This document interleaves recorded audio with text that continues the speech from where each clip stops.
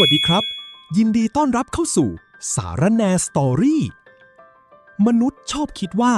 สวรรค์คือตู้กดพรปรารถนาผิดครับสวรรค์คือตลาดหลักทรัพย์และการขอพรก็คือการเทรดที่ต้องใช้แต้มบุญเป็นเงินทุนนี่คือนางฟ้าจูนโบรกเกอร์สวรรค์แผนกรับเรื่องราวร้องทุกข์วันนี้เธอเจอลูกค้าชื่อพลอยหญิงสาวผู้ศรัทธาในการมูเตลูยิ่งกว่าการทำงานควันทูปพุ่งขึ้นมาเป็นบายออเดอร์ครับพลอยอธิษฐานขอให้รวยถูกหวย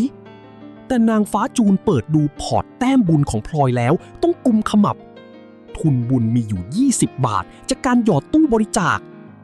จูนเลยกดจ่ายแค่ปันผลขั้นต่ำเสกให้พลอยถูกเลขท้าย3ตัวได้เงิน 4,000 บาทได้ปันผลมา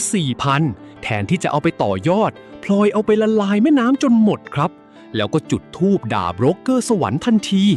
สวรรค์ลำเอียงให้มาได้ไง 4,000 ลูกช้างขอแก้บรีฟคราวนี้ขอผู้ชายรวยๆสายเปย์หล่อระดับพระเอกซีรีส์แล้วลูกช้างจะขอวางหลักประกันถ้าได้ผู้ชายคนนี้มาลูกช้างจะนุ่งขาวห่มขาวถือศีล8กินเจ3 วัน 3 คืนเลยเจ้าค่ะสาธุนางฟ้าจูนเห็นบรีฟแล้วช็อกพอร์ตแต้มบุญพลอยเกลี้ยงแล้วแต่พลอยยอมยื่นเงื่อนไขบนบานศาลกล่าวซึ่งในทางเทคนิคมันคือการวางหลักประกันครับนางฟ้าจูนเลยกัดฟันกดปุ่มกู้มาจิ้นดึงแต้มบุญล่วงหน้ามาใช้อนุมัติสินเชื่อส่งเศรษฐีหนุ่มหล่อไปเดินชนพลอยหน้าปากซอยพลอยดีใจเนื้อเต้นรีบยื่นใบลาออกจากงานทันทีพลอยได้ชีวิตหรูหราสมใจครับแต่เดี๋ยวก่อนจำสัญญาหลักประกันได้ไหมครับถือศีล8กินเจ3 วันตอนนี้พลอยกำลังซัดสเต็กเนื้อมีเดียมแรร์แกล้มไวน์แดงศีลข้อ5ขาดกระจุยกินเจไม่ต้องพูดถึงนี่คือการผิดนัดชำระหนี้กรรมเครดิตดีฟอลต์ชัดๆครับแถมพลอยยังใช้ชีวิตแบบเอาแต่ได้เป็นปลิงดูดเลือดรูดบัตรเขาไม่ยั้งงานการไม่ทำความคิดไม่มีสุดท้ายผู้ชายรวยก็ทนความกลวงไม่ไหวครับสินทรัพย์ที่ไม่มีแวลูมูลค่าใครเขาก็อยากเทขายทิ้งผู้ชายรวยเลยบอกเลิกแล้วหันไปควงผู้หญิงคนใหม่ที่ฉลาดและทำงานเก่งกว่าพลอยโดนทิ้งนั่งร้องไห้ฟูมฟายอยู่กลางห้องเช่าคว้าธูปมาจุดด่าสวรรค์อีกรอบทำไมประทานผู้ชายเร็วๆมาให้สวรรค์เฮงซวยควันธูปพุ่งขึ้นสวรรค์คราวนี้ iPad ของนางฟ้าจูนขึ้นแจ้งเตือนสีแดงวับวาบว่า Margin Call for Sale ฝากเส้นสุดท้ายขาดสะบั้นนางฟ้าจูนในโหมดทวงหนี้พุ่งลงมาสวดอภิธรรมรัวยับว่าหยุดโวยวายเดี๋ยวนี้พลอยหล่อนกู้มาจิ้นแต้มบุญล่วงหน้าไปแล้วเสือกเบี้ยวสัญญาแก้บนถือศีลก็ไม่ทำแถมทำตัวเป็นภาระหวังเกาะผู้ชายกินอย่างเดียวใครเขาจะไปทนนี่คือการฟอร์สเซลยึดของคืนอย่าโทษตัวเองนู่นไม่ต้องมาโทษสวรรค์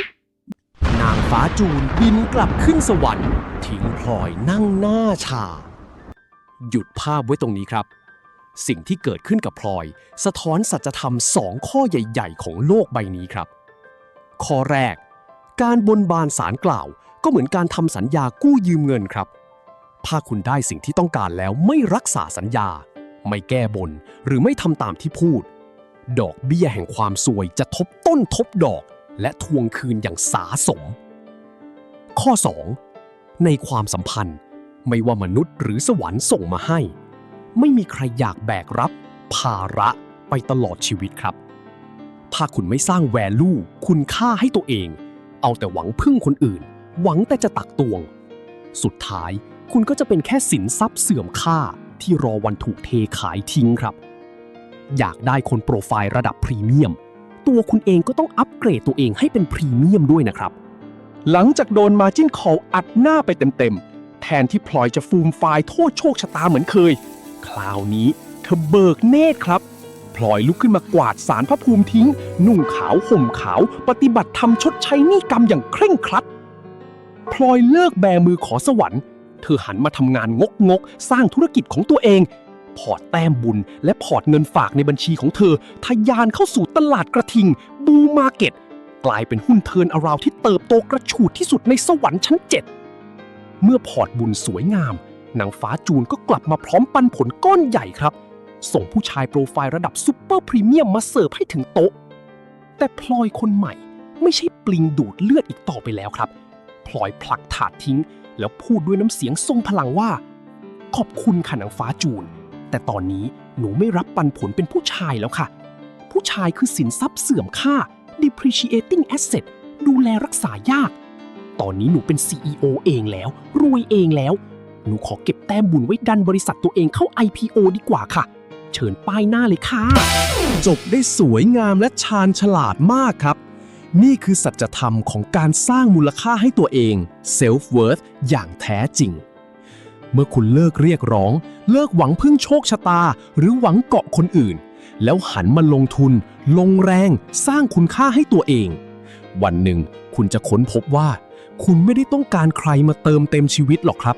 เพราะตัวคุณเองนั่นแหละคือสินทรัพย์ที่มีมูลค่าสูงที่สุดที่ใครๆก็อยากครอบครองร้ายสารแหน่ส่งท้ายเลิกขอพรให้เจอคนรวยแล้วลุกไปทำงานให้ตัวเองรวยสักทีนะครับมูเตลูพอเป็นพิธีแล้วเอาเวลาที่เหลือไปปั่นงานดีกว่าครับพอร์ตจะได้ไม่แตกใครดูจบแล้วมีไฟอยากลุกไปทำงานพิมพ์สาธุ IPO มาในคอมเมนต์ได้เลยครับฝากกด Subscribe ช่องร้ายสารแหน่ด้วยนะครับสวัสดีครับฮ่าฮ่า